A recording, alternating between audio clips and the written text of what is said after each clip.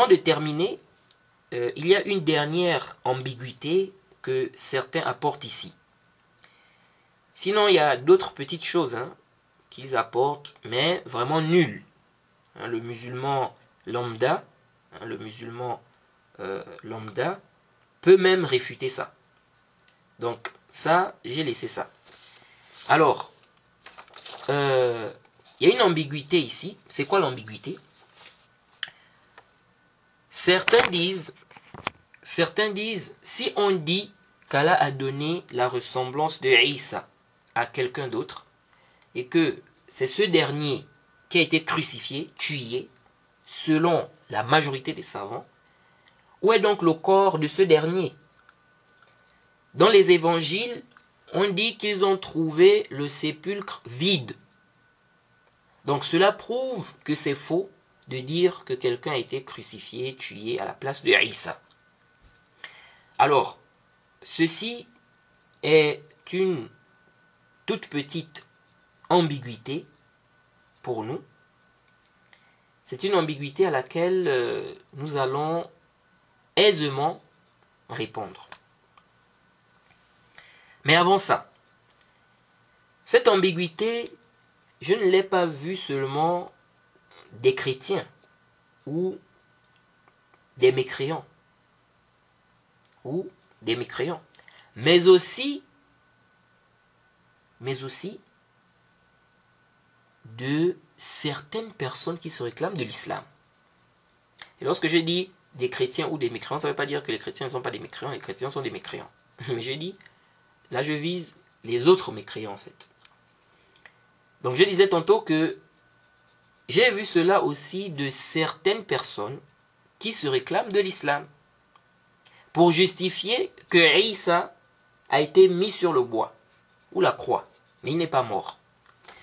Alors, lorsqu'une ambiguïté pareille provient d'un chrétien ou d'un mécréant simplement, qu'il soit chrétien ou non, ce n'est pas vraiment étonnant.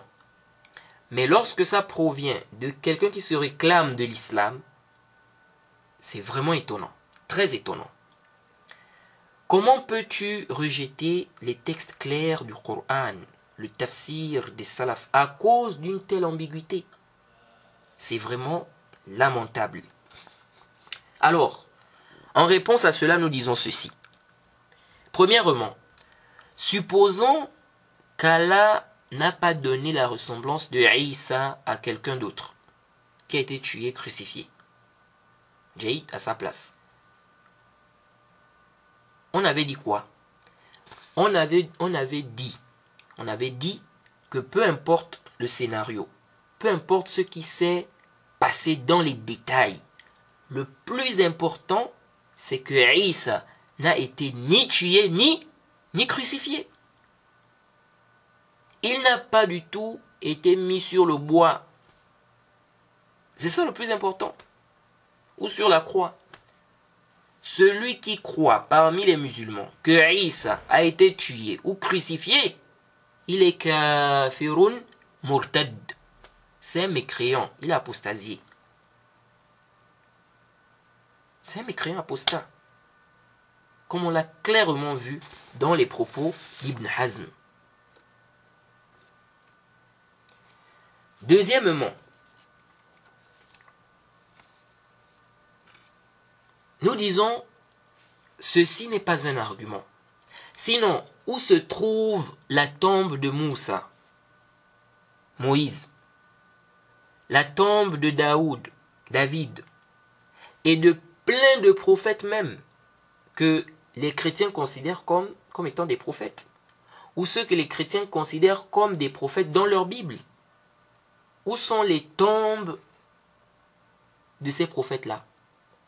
Où sont les tombes des deux personnes qui ont été crucifiées selon vous avec Isa, avec Jésus? Où sont-elles? Montrez-les nous. Vous voyez. On va rejeter quelque chose de prouvé parce qu'on ignore où se trouve la tombe d'un tel ou d'un tel. Quelqu'un peut me dire, mais on dit qu'ils ont trouvé le sépulcre vide. et même qu'il y avait un ange qui a dit ceci ou cela. Nous disons ça, c'est selon qui? Selon ce qui est dit dans les évangiles. Or, on a vu déjà qu'il y a eu des inventions dans les évangiles, dans la Bible. Pourquoi cela ne peut-il pas faire partie de ces inventions-là?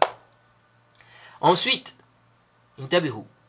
n'est-il pas possible que réellement certains chrétiens à l'époque aient volé le corps de celui qui a été tué et crucifié pour faire croire que Isa a été réellement ressuscité et donc faire disparaître le corps pour que les gens ne s'aperçoivent pas que celui qui a été tué n'a pas du tout été ressuscité. N'oubliez pas, je vous avais dit de retenir un verset. Matthieu 28, versets 11 à 15. On dit quoi là-bas? On dit, pendant qu'elles étaient en chemin, quelques hommes de la garde entrèrent dans la ville et annoncèrent aux principaux sacrificateurs tout ce qui était arrivé. Ceux-ci, après s'être assemblés avec les anciens et avoir tenu conseil, donnèrent aux soldats une forte somme en disant, dites, ces disciples sont venus la nuit le dérober pendant que nous dormions. Et si le gouverneur l'apprend, nous l'apaiserons et nous vous tirerons de peine. Vous voyez, les soldats prirent l'argent et suivirent les instructions qui leur furent données. Et ce bruit s'est répandu parmi les Juifs jusqu'à ce jour. Alors, pourquoi ce texte est très important? Car ça nous ouvre une piste. On veut nous faire comprendre que ces Juifs devaient être confrontés à un problème. C'est la prétention que Jésus a été ressuscité. Et ça cause un problème pour eux. Et donc, que faut-il faire? Il faut dire que le corps de Jésus a été simplement volé. Raison pour laquelle le tombeau est vide. Alors, certains qui ne croient pas en la prétendue crucifixion, en la prétendue, résurrection de Isa, soutiennent cette thèse que le corps de Isa a été volé. Alors, certains chrétiens essaient de réfuter cela sur Internet en tournant par-ci et par-là, mais ils n'apportent rien d'irréfutable. Alors, nous disons, il y a un aspect que les gens ne voient pas ici. Et s'il y avait vraiment eu vol de corps, mais pas celui de Isa, pas celui de Jésus, étant donné que nous disons qu'il n'a pas été tué, ni crucifié, oui, mais qu'Allah l'a élevé au ciel vivant. Donc, s'il y avait vraiment eu vol de corps, le corps de qui? De celui qui a été tué et crucifié. Comment ça? N'est-il pas possible que la présence du corps de celui qui a été tué et crucifié et qui ressemble à Isa pose problème à certains chrétiens de l'époque, pas forcément aux 12 disciples, mais à d'autres chrétiens qui ont eux aussi cru au message de Isa. Pourquoi je le dis? Car selon les Juifs, maudit quiconque est pendu ou accroché au bois. Donc si on retrouve le corps de celui qui a été tué et crucifié, et qu'on voit bien sa ressemblance à Isa, c'est évident que des gens vont croire que Isa est mort réellement. Et ça peut être une grosse fitna pour ceux qui ont accepté le message de Isa à cette époque. Une grosse fitna pour ceux qui ont encore une foi faible. Certains peuvent même apostasier, car ils se diront que s'il a été crucifié, tué, c'est qu'il n'était pas un vrai messager. Car déjà, il est écrit, maudit quiconque est pendu au bois, ou est accroché, ou est mis accroché sur le bois. Vous voyez? Parce que le but des Juifs, le but des Juifs était aussi de montrer que Isa n'est pas un messager. Vous voyez? Alors, que faut-il faire ici? Vous voyez? Cacher le corps de celui qui a été tué, crucifié. Faire disparaître cela. Et prétendre qu'il a été ressuscité. Et prétendre qu'il est venu même pour se faire tuer. Et comment faire avec le texte? Maudit quiconque est pendu ou accroché au bois. Dire qu'il est devenu malédiction pour nous sauver, comme Paul a dit. Ou dire simplement qu'il est venu pour ça, pour se sacrifier pour l'humanité. Est-ce que vous voyez ça? Mais qui aurait bien pu faire une telle chose? Faire disparaître le corps là, si on émet une telle hypothèse? Allez, le plus savant, il se peut que ce soit certains chrétiens de l'époque, ou certaines personnes fanatiques, mal intentionnées, ou même des gens qui ont cru bien agir pour préserver la foi des gens, ou autres. En tout cas, ceci est tout à fait possible. Vous voyez? Et il se peut même que cela soit avec la complicité d'un des soi-disant gardiens du tombeau. Si on affirme bien qu'il y avait des gardiens, il se peut qu'on paye un des gardiens, peut-être pas tous, mais un par exemple, qui lui va détourner les autres. Il va agir en complicité sans que les autres gardiens ne soient au courant. Vous voyez, et on fait disparaître le corps. Et on répond qu'il a été ressuscité. Donc croyons que le mort là, c'était Isa.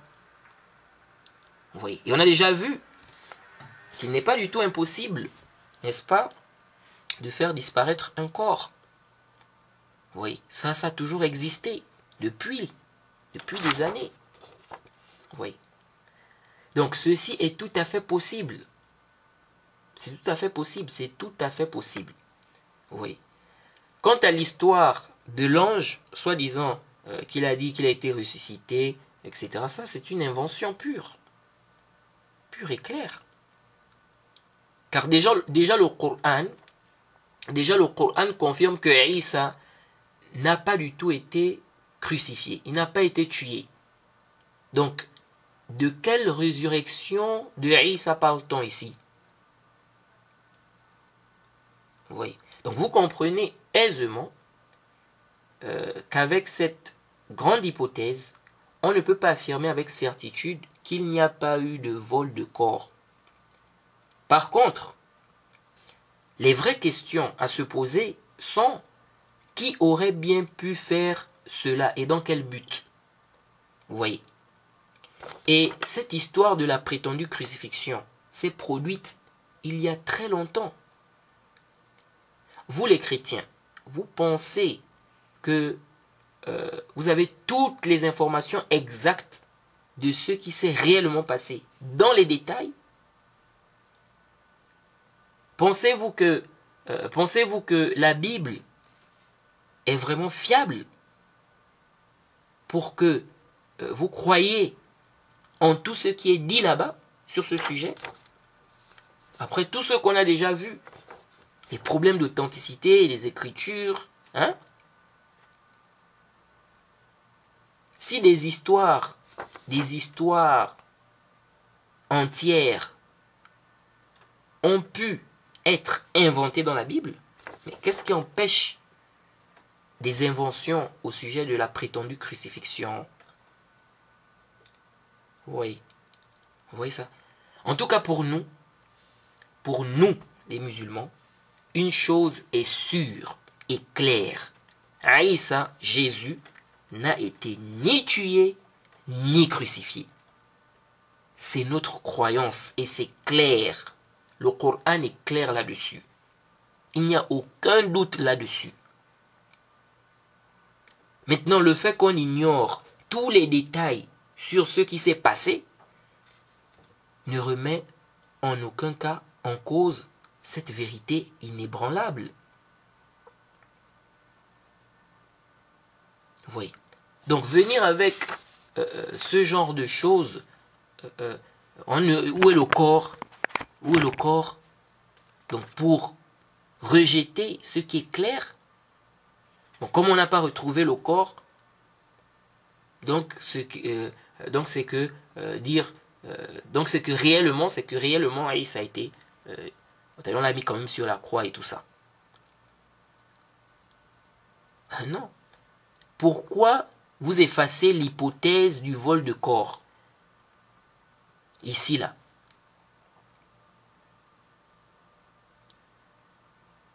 Vous voyez. Et comme on a vu, c'est tout à fait possible. C'est tout à fait possible. Donc cette thèse n'est pas à exclure. Elle n'est pas du tout à exclure. Vous voyez.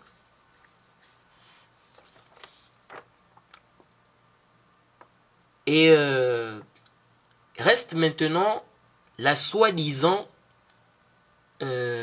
apparition de Aïssa aux disciples après sa soi-disant résurrection selon les évangiles. Est-ce une invention de toute pièce ou une simple incompréhension des faits? Alors, je crois qu'on a suffisamment détaillé la chose, donc je vous laisse répondre. Wa subhanaka lahumma wa bihamdik wa ashhadu an la ilaha illa anta astaghfiruka wa atubu ilayk. Et quiconque fait scission d'avec le messager, après que le droit chemin lui est apparu, et suit un sentier autre que celui des croyants, alors nous le laisserons comme il s'est détourné, et le brûlerons dans l'enfer. Et quelle mauvaise destination!